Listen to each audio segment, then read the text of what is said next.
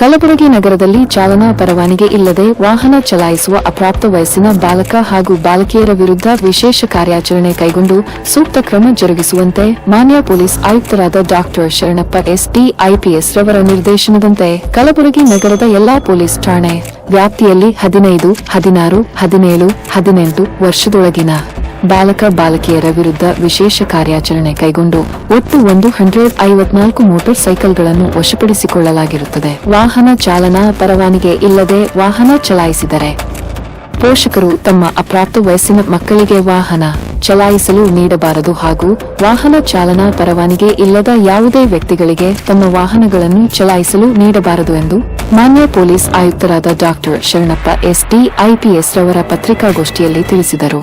ಕಲಬುರಗಿ ನಗರದಲ್ಲಿ ಹೆಚ್ಚುತ್ತಿರುವ ಈ ಟ್ರಾಫಿಕ್ ಇಂಡಿಸಿಪ್ಲಿನ್ ಬಗ್ಗೆನೂ ನಾನು ತಮ್ಮ ಗಮನಕ್ಕೆ ತಂದಿದ್ದೆ. ಈ ಒಂದು ಹಿನ್ನೆಲೆಯಲ್ಲಿ ಈಗಾಗಲೇ ನಾನು ನಮ್ಮ ಅಧಿಕಾರಿಗಳ ಜೊತೆ ವಿಶೇಷ ಸಭೆಗಳನ್ನು ಮಾಡಿ ಕಳೆದ 3 ವರ್ಷಗಳ ಅಂಕಿಅಂಶಗಳನ್ನು ಕೂಡ ನಾವು ವಿಶ್ಲೇಷಣೆ ಮಾಡಿದ್ದೀವಿ. ಅಪಘಾತಗಳು ಎಲ್ಲೆಲ್ಲಿ ಆಗಿದೆ, ಅದರಲ್ಲಿ ನಂತರ ಯಾವ ವಾಹನಗಳು ಅಪಘಾತಗಳಲ್ಲಿ ಭಾಗಿಯಾಗಿದ್ದಾವೆ, ಎಷ್ಟು ಜನ ಅಪಘಾತಗಳಲ್ಲಿ ಮರಣವನ್ನು ಹೊಂದಿದ್ದಾರೆ, ಎಷ್ಟು ಜನ ಅಪಘಾತಗಳಲ್ಲಿ ಗಾಯಗಳನ್ನು ಹೊಂದಿದ್ದಾರೆ ಮತ್ತು ಇವುಗಳಿಗೆ ಕಡಿಮೆ ಮಾಡಲಿಕ್ಕೆ, ಕಡಿವಾಣ ಹಾಕಲಿಕ್ಕೆ ಏನು ನಾವು ಕ್ರಮ ಕೈಗೊಳ್ಳಬೇಕನ್ನೋದ್ರ ಬಗ್ಗೆಯೂ ಕೂಡ ನಾವು ಮೆಜರ್ಸ್ಗಳನ್ನು ತೆಗೆದುಕೊಳ್ಳೋದ್ರ ಬಗ್ಗೆ ಚರ್ಚೆ ಮಾಡಿದ್ದೀವಿ. ಒಂದು ತಮ್ಮೆಲ್ಲರ ಗಮನಕ್ಕೆ ತರಲಿಕ್ಕೆ ಇಷ್ಟಪಡೋದೇನಂತಂದರೆ, ನಾವು ಲಾಸ್ಟ್ 3 ಇಯರ್ಸ್ ಅಂಕಿಅಂಶ ನೋಡಿದಾಗ ಸ್ವಲ್ಪ ಮಟ್ಟಿಗೆ 2022-23 ಅಂಕಿಅಂಶಗಳನ್ನು ನೋಡಿದಾಗ 24ಕ್ಕೆ ಸ್ವಲ್ಪ ಮಟ್ಟಿಗೆ ಒಂದು ಏನು ಪ್ರತಿ ವರ್ಷ ತಮಗೆಲ್ಲ ಗೊತ್ತಿದೆ, ಎಲ್ಲ ರಾಜ್ಯಗಳಲ್ಲಿ ಎಲ್ಲ ದೇಶಾದ್ಯಂತ ಅಂಕಿಅಂಶಗಳು ಜಾಸ್ತಿ ಆಗ್ತಾಯಿದೆ. Number of accidents, number of people died in accidents ಮತ್ತು ಅಪಘಾತಗಳಲ್ಲಿ ಗಾಯಗೊಂಡಿರುವವರ ಸಂಖ್ಯೆ ಜಾಸ್ತಿ ಆಗ್ತಾಯಿದೆ. ನಮ್ಮ ಈ ಕಳೆದ ಒಂದು ವರ್ಷ ಪ್ರೀವಿಯಸ್ ಇಯರ್ ಕಂಪೇರ್ ಮಾಡಿದರೆ ನಂಬರ್ ಆಫ್ ಫ್ಯಾಟಲ್ ಆಕ್ಸಿಡೆಂಟ್ಸ್ ಒಂದು 4ರಿಂದ 5 ಒಂದು ಸ್ವಲ್ಪದ ಮಟ್ಟಿಗೆ ಒಂದು ಕಡಿವಾಣ ಹಾಕಬೇಕಾಗಿತ್ತು. First of all to put brake, ಏನು ಇನ್ಕ್ರೀಸ್ ಆಗ್ತಿತ್ತು ಅದನ್ನು ಬ್ರೇಕ್ ಹಾಕಬೇಕಾಗಿತ್ತು. ಅದಕ್ಕೆ ನಾವು ಒಂದು ಲೆವೆಲ್ಗೆ ಯಶಸ್ವಿಯಾಗಿದ್ದೀವಿ ಮತ್ತು ಅದನ್ನು ಸ್ವಲ್ಪ ಮಟ್ಟಿಗೆ ಒಂದು 5 to 10% ಕಡಿಮೆ ಮಾಡಲಿಕ್ಕೆ ಕೂಡ ನಾವು ಯಶಸ್ವಿಯಾಗಿದ್ದೀವಿ. Both in number of accidents, number of people died in injured in accidents. ಅದನ್ನು ಇನ್ನೂ ಸ್ವಲ್ಪ ಪರಿಣಾಮಕಾರಿಯಾಗಿ ನಾವು ಮಾಡಲೇಬೇಕಾಗಿದೆ. ಅದು ನಾವು ಯಶಸ್ವಿ ಆಗಬೇಕಾದ್ರೆ ಈ ಸಂಚಾರಿ ನಿಯಮಗಳ ಪಾಲನೆ ಅದು ತುಂಬ ಶಿಸ್ತಿನಿಂದ ಕಾರ್ಯರೂಪಕ್ಕೆ ತರಬೇಕಾದ ಒಂದು ಅವಶ್ಯಕತೆ ಇದೆ. ಆ ಹಿನ್ನೆಲೆಯಲ್ಲಿ ಈಗ ನಾವು 3 ಸ್ಪೆಷಲ್ ಡ್ರೈವ್ಸ್ಗಳನ್ನು ಈಗ ಆರಂಭ ಮಾಡಿದ್ದೀವಿ ಲಾಸ್ಟ್ 1 ವೀಕಲ್ಲಿ. ಫಸ್ಟ್ ಒಂದೇನಂತಂದರೆ, ಈ ಅಪ್ರಾಪ್ತ ಬಾಲಕರಿಗೆ ಮತ್ತು ಯುವಕ ಯುವತಿಯರಿಗೆ ಲೆಸ್ ದ್ಯಾನ್ 18 ಇಯರ್ಸ್ ಮೈನರ್ಸ್ ಅವರಿಗೆ ವಾಹನಗಳ ಚಾಲನೆ ಮಾಡಲಿಕ್ಕೆ ಕೊಡುವವರ ವಿರುದ್ಧ ಒಂದು ಕಾರ್ಯಾಚರಣೆ. ಎರಡನೇದು, ಏನು ಸಿಗ್ನಲ್ ಜಂಪ್ ಮಾಡ್ತಾಯಿದ್ದಾರೆ, ರೆಡ್ ಸಿಗ್ನಲನ್ನು ಜಂಪ್ ಮಾಡೋವಂಥವ್ರ ವಿರುದ್ಧನೂ ಕೂಡ ಕಾರ್ಯಾಚರಣೆ. Third, drunk and driving. ತಮಗೆಲ್ಲ ಗುರ್ತಿದೆ, ಈಗ ನಾವು ಅಂಕಿಅಂಶಗಳನ್ನು ವಿಶ್ಲೇಷಣೆ ಮಾಡಿದಾಗ major death is because of over speeding and drunk and driving.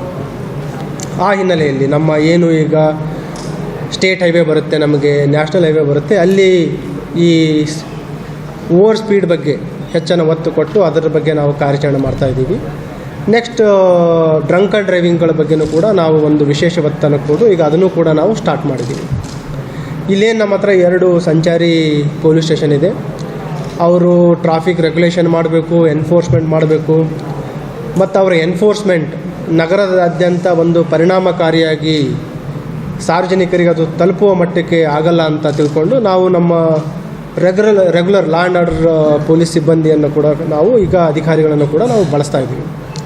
ಅದರ ಒಂದು ಹಿನ್ನೆಲೆಯಲ್ಲಿ ಈಗ ಲಾಸ್ಟ್ 1 ವೀಕಲ್ಲಿ ನಾವು ನೋಡಿದಾಗ ಒಟ್ಟು 154 ಈ ಮೈನರ್ಸ್ ಏನು ವಾಹನ ಸಂಚಾರ ಚಾಲನೆ ಮಾಡ್ತಾಯಿದ್ರು ಅವರ ವಾಹನಗಳನ್ನು ನಾವು ಸೀಸ್ ಮಾಡಿದ್ದೀವಿ.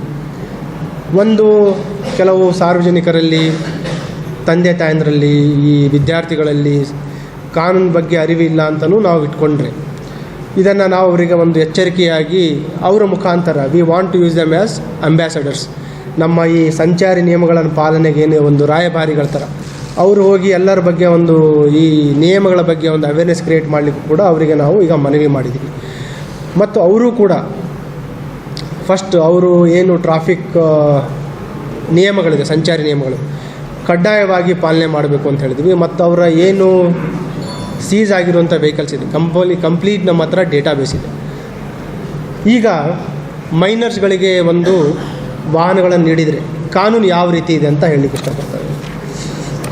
ನಮ್ಮ ಮೋಟ್ರ್ ವೆಹಿಕಲ್ ಆ್ಯಕ್ಟಲ್ಲಿ ಸೆಕ್ಷನ್ 199A ಯಾರಾದರೂ ಅಪ್ರಾಪ್ತ ವಯಸ್ಸಿನವರಿಗೆ ವಾಹನ ಚಾಲನೆ ಮಾಡಲಿಕ್ಕೆ ನೀಡಿದರೆ 3 ವರ್ಷದವರೆಗೆ ಸಜೆ ಮಾಡ್ಬೋದು, ಕಾರಾಗೃಹಕ್ಕೆ ಕಳಿಸ್ಬೋದು ಮತ್ತು 25,000ವರೆಗೂ ದಂಡ ಇದೆ.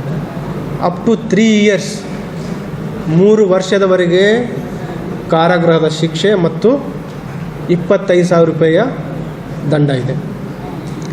ಮತ್ತು ಅದಲ್ಲದೆ ಯಾರು ವಾಹನ ಚಾಲನೆ ಮಾಡ್ತಾ ಇದ್ದಾರೆ ಅವರಿಗೂ ಕೂಡ ಪರವಾನಗಿ ಇಲ್ಲದೆ ಒಂದು ವೇಳೆ ವೆಹಿಕಲ್ ಓಡಿಸಿದರೆ ಅಪ್ ಟು 5,000 ಅಥವಾ 3 ಮಂತ್ಸ್ ಶಿಕ್ಷೆ ಇದೆ.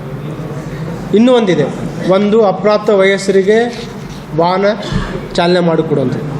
ಇನ್ನೊಬ್ಬರು ಮೇಜರ್ ಇರೋವಂಥವ್ರು ವಯಸ್ಕರಿದ್ದಾರೆ, ಎಬೋ 18 ಇದ್ದಾರೆ, ವಿತೌಟ್ ಲೈಸೆನ್ಸ್ ಇದ್ದಾರೆ, ಅವರಿಗೂ ಕೂಡ ನೀವೇನಾದರೂ ವಾಹನ ಚಾಲನೆ ಮಾಡಿದರೆ 181 ME ಆ್ಯಕ್ಟ್ ಪ್ರಕಾರ 5,000 ಫೈನು ಅಥವಾ ಮತ್ತೆ 3 ತಿಂಗಳುಗಳ ಕಾರಾಗೃಹ ಶಿಕ್ಷೆ ಆಗುತ್ತೆ. ಹಾಗಾಗಿ ಎಲ್ಲರಲ್ಲಿ ವಿನಂತಿ ಅಂತಂದರೆ, don't give your vehicles to minors or people who are not having valid licence. ಒಂದು ವೇಳೆ ಆದರೆ ಕೊಟ್ಟರೆ ಮತ್ತೆ ನಾವು ಈ ಏನು ಈಗ ಫೈನ್ ಇದೆ ಅದನ್ನು ಸ್ಟಾರ್ಟ್ ಮಾಡ್ತೀವಿ. ಈಗಾಗಲೇ ನಾವು 25,000 ರೂಪಾಯಿ ಫೈನ್ ಸ್ಟಾರ್ಟ್ ಮಾಡಿದ್ದೀವಿ. ಇಲ್ಲಿ ಒಂದು ನಿದರ್ಶನ ಇದೆ. ಇದೇ ರೀತಿ ಯಾರಾದರೂ ಮೈನರ್ಸ್ಗಳಿಗೆ ವಾಹನ ಚಾಲನೆ ಮಾಡಲಿಕ್ಕೆ ಕೊಟ್ಟರೆ ಕಡ್ಡಾಯವಾಗಿ ನಾವು ಎನ್ಫೋರ್ಸ್ಮೆಂಟನ್ನು ಸ್ಟಾರ್ಟ್ ಮಾಡ್ತೀವಿ. ಮತ್ತು ಕಳೆದ ಒಂದು ವಾರದಲ್ಲಿ more than 100 red signal jumping ಇದೆ. ಅದರಲ್ಲಿ ಅವ್ರ ಮೇಲೂ ಕೂಡ ನಾವು ಈಗ ಆಲ್ರೆಡಿ ಪ್ರಕರಣ ದಾಖಲು ಮಾಡ್ಕೊಂಡಿದ್ದೀವಿ. ನಿಯರ್ಲಿ 40 ಡ್ರಂಕ್ ಆ್ಯಂಡ್ ಡ್ರೈವಿಂಗ್ ಕೇಸನ್ನು ಈಗ ಲಾಸ್ಟ್ 1 ವೀಕಲ್ಲಿ ಹಾಕಿದ್ದೀವಿ. ಈ ಡ್ರೈವ್ ನಿರಂತರವಾಗಿ ಕಾರ್ಯಾಚರಣೆ ಆಗುತ್ತೆ.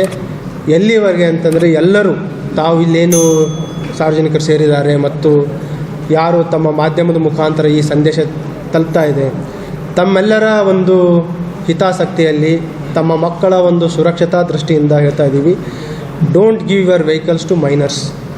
ಮತ್ತು ಒಂದು ವೇಳೆ ಅವ್ರಿಗೇನಾದರೂ ಅವ್ರಿಗೆ ಶಾಲೆ ಹೋಗಬೇಕು, ಕಾಲೇಜ್ ಹೋಗಬೇಕು ಅಂತಂದರೆ ಸೈಕಲ್ ಕೊಡಿಸುವಂಥದ್ದು ಮಾಡಿ, ಅಥವಾ ಪರ್ಯಾಯ ಅವರಿಗೆ ಡ್ರಾಪ್ ಮತ್ತು ಪಿಕಪ್ ಮತ್ತು ಡ್ರಾಪ್ ಮಾಡುವಂಥ ವ್ಯವಸ್ಥೆಯನ್ನು ಮಾಡಿ ಆಟೋದಲ್ಲಿ ಹಾಕಿ ಕಳಿಸ್ಬೋದು, ಅಥವಾ ಸ್ಕೂಲ್ ಕಾಲೇಜ್ ಬಸ್ಗಳಲ್ಲಿ ತಾವು ಕಳಿಸುವಂಥದ್ದು ಮಾಡ್ಬೋದು.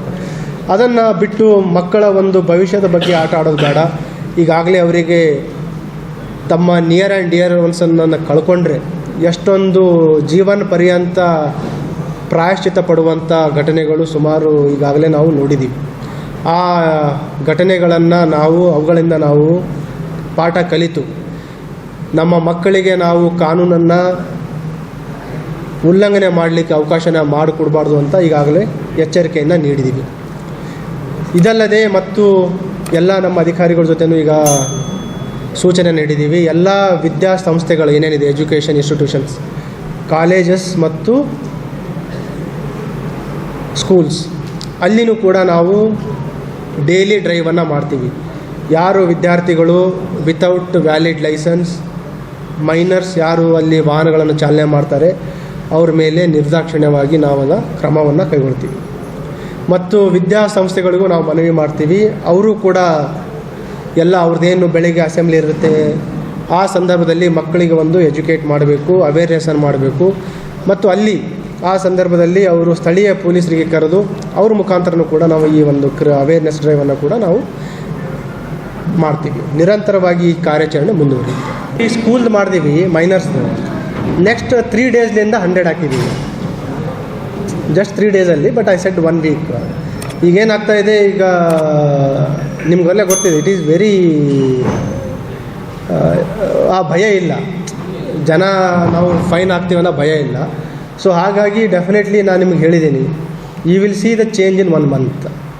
Definitely we are committed for that. We will ensure that there will be some semblance of discipline on road. We will do that. ಸಿ 1 by 1 ಮಾಡ್ತಾ ಇದ್ದೀವಿ. ಏನಾಗುತ್ತೆ, ಎಲ್ಲ ಕಡೆ ಸೈಮಲ್ಟೇನಿಯಸ್ಲಿ ಮಾಡಲಿಕ್ಕಾಗಲ್ಲ. It has to accumulate. ಏನಾಗಿದೆ ಈಗ ನಿಮ್ಗೆ ಗೊತ್ತಿದೆ, ಸುಮಾರು ಸಮಯದಿಂದ ಸ್ಟ್ರಿಕ್ಟಾಗಿ ಎನ್ಫೋರ್ಸ್ಮೆಂಟ್ ಆಗಿರಲಿಲ್ಲ. ಆಮೇಲೆ ಇಟ್ ಈಸ್ ಲೈಕ್ ಏನೂ ಆಗಲ್ಲ, ನಮ್ಗೆ ಯಾರು ಹಿಡಿಯಲ್ಲ ಅನ್ನೋ ಒಂದು ನೇಚರ್ ಇದು ಬಂದುಬಿಟ್ಟಿದೆ ಜನರಲ್ಲಿ. ದ ಮೂಮೆಂಟ್ ಈಗ ಅವರು ಸಿಗ್ನಲ್ ಜಂಪ್ ಮಾಡಿದರೆ ಹಿಡಿತೀವಿ ಅನ್ನೋದೊಂದು ಆಗಲೇಬೇಕು. ನಮ್ಮದು ಈ ಚಲನ್ ಜಾರಿ ಆಗಬೇಕಾಗಿತ್ತು. Because of payment gateway it is stuck almost ಒಂದು 1.5 ಮಂತ್ಲಿಂದ, ಇಲ್ಲಾಂದರೆ ಆಲ್ರೆಡಿ ಆಗಿರೋದು. ಮತ್ತು ಅವರಿಗೆ ಈ ಚಲನ್ ನೋಟಿಸ್ ಹೋದ ತಕ್ಷಣ ನಮ್ಮ ಹತ್ರ ಬರೋದು ಬೇಡ ಅಂತ we are trying to make it digital payment.